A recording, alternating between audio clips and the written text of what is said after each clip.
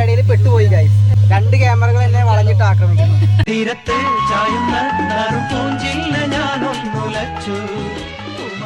Guys നമ്മളിപ്പോ ശ്രീകുട്ടിയുടെ വീട്ടിലെത്തി. അപ്പൊ വേറൊരു ഉദ്ദേശത്തോട് വിട്ടിട്ട് ഞങ്ങൾ പറഞ്ഞു ഒന്ന് നടക്കാൻ പോയാലോ. ആ ഉദ്ദേശം എന്താന്ന് ഇവിടെ ഇപ്പൊ റിവീൽ ചെയ്യാൻ പറ്റൂല.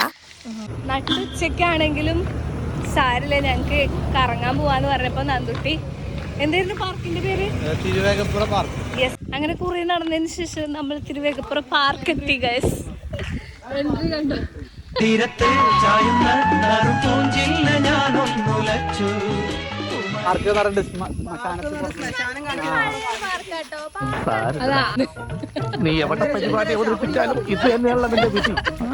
പാർക്കാന്ന് പറഞ്ഞ് പറ്റിച്ചേതു അടിച്ചോടിക്കും.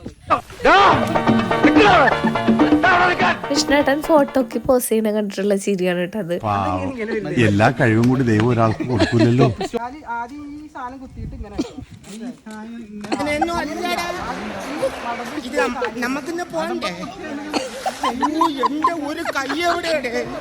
വിഷ്ണുട്ടനെ കൊണ്ട് ആ പോസ് നടക്കൂല എന്ന് മനസ്സിലായപ്പോ ആ ആഗ്രഹം അവിടെ ഉപേക്ഷിച്ചുട്ടാ. പിന്നെ ഞങ്ങൾ ലൈം കുടിക്കാൻ. എന്താ വേണ്ട തിന്നാൻ? എന്താ വേണ്ട? കട്ട്ലൈറ്റാ?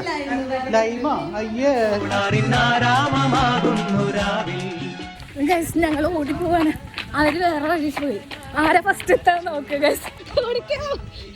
ഗൈസ് ഇതിന് മരം പറയാൻ ഞാവൽപ്പഴം. എനിക്ക് ഒരു ഞാവൽപ്പഴം വേണമെന്ന് പറഞ്ഞപ്പോ എനിക്ക് കാറ്റ് വീശിക്കും മരം.